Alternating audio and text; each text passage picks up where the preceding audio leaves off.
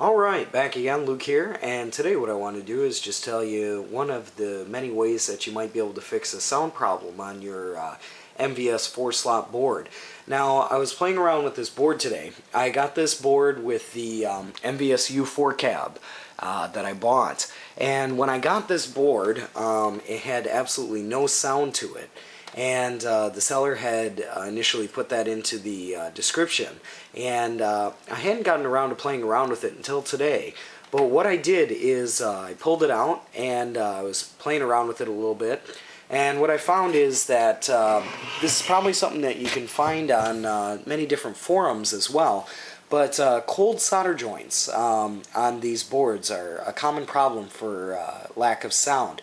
That and burnout traces. Now, when you take a look at the bottom of this board here, basically what a trace is, for those of you who aren't familiar with the terminology, a trace is one of the lines connecting one part of the board to another. So as you can see here, there's some very, very thin traces here.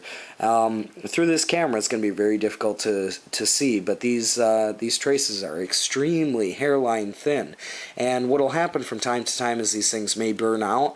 You'll be able to see that from the bottom of the board. Sometimes they'll crack, and by replacing a trace or by connecting a trace from the part where it was burnt out to the part that it needs to go, you can wind up correcting the problem. The other problem that I ran into was cold solder joints. Now, basically what a cold solder joint is if you look at some of these joints here, some that are shiny and then some that are dull, it'll be really easy to tell, probably not through the camera, but looking at this in person here, the ones that are really dull and dark, kind of gray colored, these are solder points that have actually, over time, they've started to corrode. They haven't kept their same strength, and over time they won't continue to keep that continuity or that connection with the rest of the chip or the rest of the board. So what a lot of people recommend is to reflow the solder, and what that basically entails is that you take your soldering pen or your soldering gun and you add a little bit of solder to the joint, or you heat the joint up to where it turns into a shiny silver color. Now, with this board here, it took me a little bit of probing to find out where the problem was. I initially, on the back of these boards here, you'll see a cover, and this cover is usually covering the battery area. And a lot of the times what will happen with these rechargeable batteries that are in these MVS boards will they'll leak over time. And by leaking, what it does is it causes some of these traces to be eaten away, but it also causes different problems as well. It's very hard to see underneath this board. What I did is I removed part of that covering here, and it's a little bit tricky because there's padding, and it's probably been sitting, you know, for a lot of these boards, it'll probably be sitting on here for many years, and difficult to remove. As you can see, there's still remnants here. But I reflowed the solder here on different points, and plugged it back in, and sure enough, the sound came right back on. So just a little bit of a quick tip here as to how to repair your board if you're not getting any sound. This can also work for differences if you're not getting any video, if you're not getting like any picture at all on your screen. There are many problems that can be associated with either a broken trace or a cold solder joint. So like I said, for this one here, I went and I peeled this off.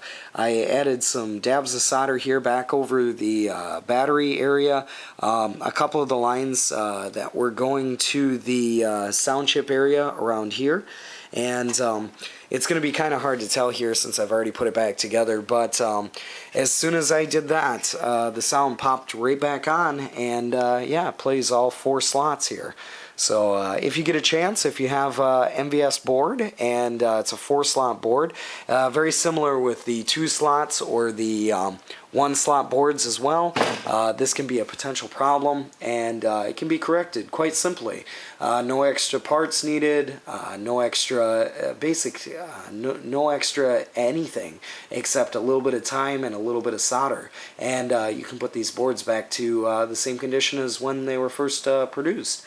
Another point to take into consideration, which is a common thing that people do when they're trying to reflow these solder joints or fixing a part on their board is they'll accidentally hit the dip switch number 8.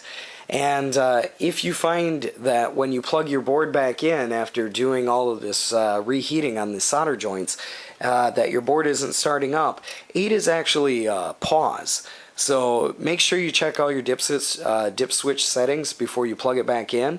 Or even if you have it down, you can reset the machine here and then make sure it's flipped up and your machine will start up perfectly. So just a little bit of a tip here, not too much in depth, but figure hopefully it'll help somebody out.